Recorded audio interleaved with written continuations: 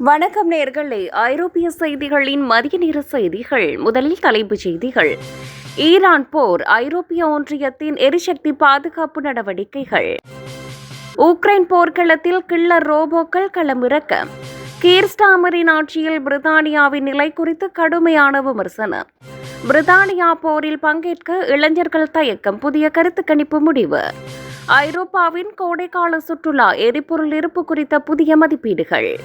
பிரித்தானியாவின் குடியேற்ற கவலைகள், ஐரோப்பிய கவுன்சில் தலைவரின் முக்கிய கருத்து. டெசர்ட் ரேட்ஸ் இராணுவ பயிற்சி, ஜெர்மனி செல்லும் பிரித்தானிய படைகள். ஹங்கேரியின் புதிய அரசு, ஊழல் தடுப்பு நடவடிக்கைகள் மற்றும் ஐரோப்பிய ஒன்றிய உறவுகள். இனி விரிவான செய்திகள். ஈரான் போரினால் ஏற்பட்டுள்ள எரிசக்தி நெருக்கடியிலிருந்து மக்களை பாதுகாக்க மின்சார வரிகளை குறைக்க ஐரோப்பிய ஒன்றியம் திட்டமிட்டுள்ளது.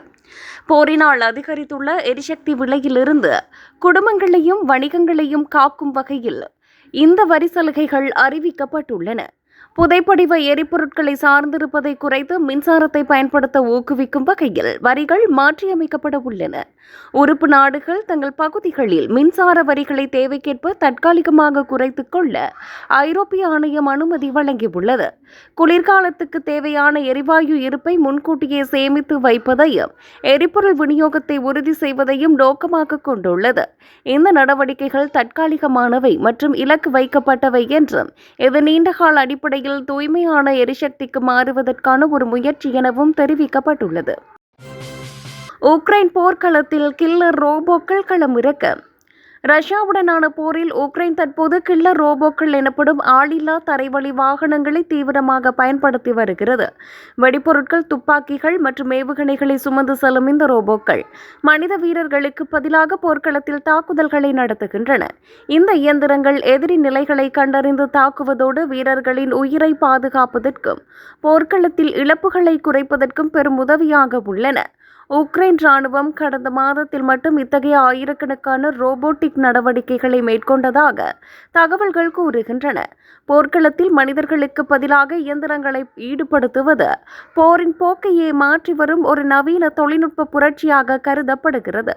இருப்பினும் இத்தகைய தன்னாட்சி ஆயுதங்களின் பயன்பாடு சர்வதேச அளவில் பாதுகாப்பு மற்றும் அறம் சார்ந்த விவாதங்களை எழுப்பியுள்ளது. கீர் ஸ்டாமரின் ஆட்சியில் பிரித்தானியாவின் நிலை குறித்து கடுமையான விமர்சனம். கீர் ஸ்டாமர் தலைமையிலான லேபர் கட்சி அரசாங்கத்தின் மீது கடுமையான விமர்சனங்களை முன்வைக்கும் கட்டுரையாக இது அமைந்துள்ளது.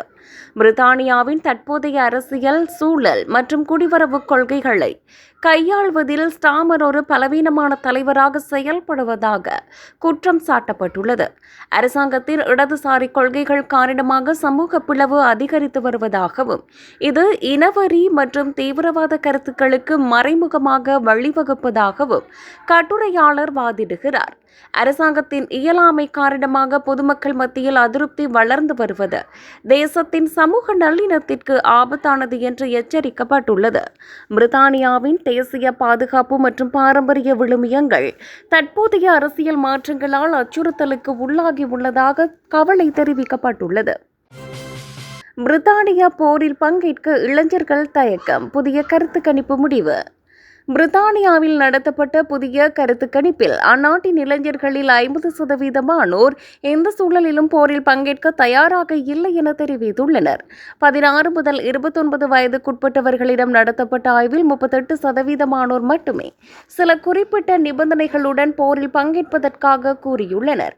வாழ்க்கை செலவு அதிகரிப்பு, வேலையின்மை மற்றும் வீட்டு வசதி போன்ற உள்நாட்டு பிரச்சினைகளே தங்களுக்கு முதன்மையானவை என இளைஞர்கள் கருதுகின்றனர். முந்தைய தலைமுறையை விட தங்களது எதிர்காலம் சிறப்பாக இருக்காது என்ற விரக்தியும் பொருளாதார நெருக்கடியுமே இத்தகைய மனப்பான்மைக்கு முக்கிய காரணமாக பார்க்கப்படுகிறது. தங்களுக்காக போராடாத அல்லது கவனித்துக் கொள்ளாத ஒரு நாட்டுக்காக ஏன் போரில் ஈடுபட வேண்டும் என்ற கேள்வி இளைஞர்களிடையே பரவலாக எழுந்துள்ளதாக ஆய்வாளர்கள் சுட்டிக்காட்டுகின்றனர். தேசிய பாதுகாப்பு மற்றும் இராணுவ விவகாரங்களை விட தங்களின் வாழ்வாதாரத்தை மேம்படுத்தும் மற்றும் எதிர்கால நம்பிக்கையை தரும் கொள்கைகளுக்கு இளைஞர்கள் அதிக முன்னுரிமை அளிக்கின்றனர். ஐரோப்பாவின் கோடைக்கால சுற்றுலா, எரிபொருள் இருப்பு குறித்து புதிய மதிப்பீடுகள். ஈரான் போரினால் ஏற்பட்ட எரிசக்தி நெருக்கடியால் ஐரோப்பாவின் விமான எரிபொருள் கையிருப்பு குறித்து கடுமையான அச்சம் நிலவியது. சர்வதேச எரிசக்தி முகமை ஐரோப்பாவில் இன்னும் 6 வாரங்களுக்கு மட்டுமே எரிபொருள் கையிருப்பு இருப்பதாக எச்சரித்திருந்தது. இருப்பினும் நெதர்லாந்து அரசாங்கத்தின் புதிய மதிப்பீடுகள் ஐரோப்பிய ஒன்றியத்திடம் 5 மாதங்களுக்கு மேலான எரிபொருள் இருப்பு உள்ளதாக தெரிவிக்கின்றன. விமான நிறுவனங்கள் முன்னெச்சரிக்கை நடவடிக்கையாக சில விமான சேவைகளை குறைத்து எரிபொருளை சேமிக்க தொடங்கியுள்ளன. கோடைக்கால பயணங்களை பாதுகாக்க உறுப்பு நாடுகளுக்கு இடையே எரிபொருள் பகிர்வு உள்ளிட்ட அவசரகால திட்டங்களை ஐரோப்பிய ஒன்றியம் வகுத்து வருகிறது. இந்த புதிய மதிப்பீடுகள் கோடைக்கால சுற்றுலா பயணிகளுக்கு ஓரளவு நம்பிக்கையும் எரிபொருள் தட்டுப்பாட்டிலிருந்து மீள்வதற்கான வாய்ப்பையும் வழங்கியுள்ளன. பிரித்தானியாவின் குடியேற்ற கவலைகள். ஐரோப்பிய கவுன்சில் தலைவரின் முக்கிய கருத்து. பிரித்தானியா எதிர்கொண்டு வரும் முறையற்ற குடியேற்ற பிரச்சினைகள் மற்றும் அது தொடர்பான கவலைகளை தீவிரமாக எடுத்துக்கொள்ள வேண்டும் என ஐரோப்பிய கவுன்சில் தலைவர் வலியுறுத்தியுள்ளார். குடியேற்ற கொள்கைகளில் மனித உரிமைகளை பேணுவது எவ்வளவு முக்கியமோ அதே அளவிற்கு எல்லை பாதுகாப்பை உறுதி செய்வதும் அவசியம் என்று அவர் குறிப்பிட்டுள்ளார். பிரித்தானிய அரசாங்கத்தின் கவலைகள் நியாயமானவை என்றும் அவற்றை சமாளிக்க ஐரோப்பிய நாடுகளுடன் இணைந்து செயல்படுவது அவசியமானது என்றும் அவர் தெரிவித்துள்ளார். முறையற்ற குடியேற்றங்கள் சமூகத்தில் ஏற்படுத்தக்கூடிய தாக்கங்கள் குறித்து அந்நாட்டு மக்கள் கொண்டுள்ள அச்சத்தை அலட்சியப்படுத்த முடியாது என்று அவர் வெளிப்படையாக ஒப்புக்கொண்டுள்ளார். சர்வதேச சட்டங்களுக்கு உட்பட்டு அதே சமயம் நாடுகளின் இறையாண்மை மற்றும் பாதுகாப்பை உறுதிப்படுத்தும் வகையிலான தீர்வுகள் எட்டப்பட வேண்டும் என அவர் வலியுறுத்தினார். டெசர்ட் ரேட்ஸ் ராணுவ பயிற்சி. ஜெர்மனி செல்லும் பிரித்தானிய படைகள். டெசர்ட் ரேட்ஸ் என்று அழைக்கப்படும் பிரிட்டனின் புகழ்பெற்ற கவசப்படை பிரிவு ஜெர்மனியில் நடைபெறவுள்ள ராணுவ பயிற்சிக்காக புறப்பட்டுள்ளது. இந்த ராணுவ வீரர்கள் மற்றும் அவர்களது கனரக கவச வாகனங்கள் ஒரு பெரிய படகு மூலம் ஜெர்மனிக்கு கொண்டு செல்லப்படுகின்றன. நேட்டோ நாடுகளின் கூட்டு பாதுகாப்பு மற்றும் ராணுவ தயார் நிலையை உறுதிப்படுத்தும் நோக்கில் இந்த முக்கிய பயிற்சி திட்டமிடப்பட்டுள்ளது. ஐரோப்பாவில் அதிகரித்து வரும் பாதுகாப்பு சவால்கள் மற்றும் பதற்றங்களுக்கு மத்தியில் இந்த ராணுவ பயிற்சி உலக நாடுகளின் கவனத்தை பெற்றுள்ளது.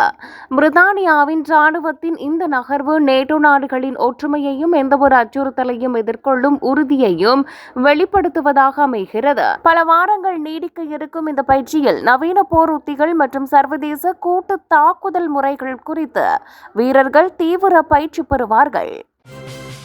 ஹங்கேரியின் புதிய அரசு ஊழல் தடுப்பு நடவடிக்கைகள் மற்றும் ஐரோப்பிய ஒன்றிய உறவுகள். ஹங்கேரியின் புதிய அரசாங்கம் முன்னாள் பிரதமர் விக்டர் ஓர்பன் தலைமையிலான நிர்வாகத்தின் செயல்பாடுகளை மறு ஆய்வு செய்ய தொடங்கியுள்ளது. முந்தைய அரசின் ஆட்சியில் நிலவியதாக கூறப்படும் ஊழல் மற்றும் சட்டத்தின் ஆட்சி மீறல்கள் குறித்து புதிய அரசு தீவிர கவனம் செலுத்தி வருகிறது. ஐரோப்பிய ஒன்றியத்தால் முடக்கி வைக்கப்பட்டுள்ள கோடிக்கணக்கான நிதி உதவியை மீட்பதே தற்போதைய புதிய நிர்வாகத்தின் முதன்மை நோக்கமாக உள்ளது. ஐரோப்பிய ஒன்றியத்தின் விதிமுறைகளுக்கு இணங்க ஊழல் தடுப்பு நடவடிக்கைகள் மற்றும் நீதித்துறை சுதந்திரத்தை மீட்டெடுக்க புதிய அரசு உறுதியளித்துள்ளது.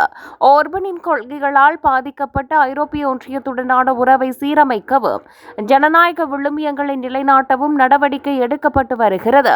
ஐரோப்பிய ஒன்றியத்துடன் சுமூகமான உறவை ஏற்படுத்தி நாட்டின் பொருளாதார வளர்ச்சியை ஊக்குவிக்கும் வகையில் புதிய அரசு தனது கொள்கைகளை மாற்றி அமைத்து வருகிறது.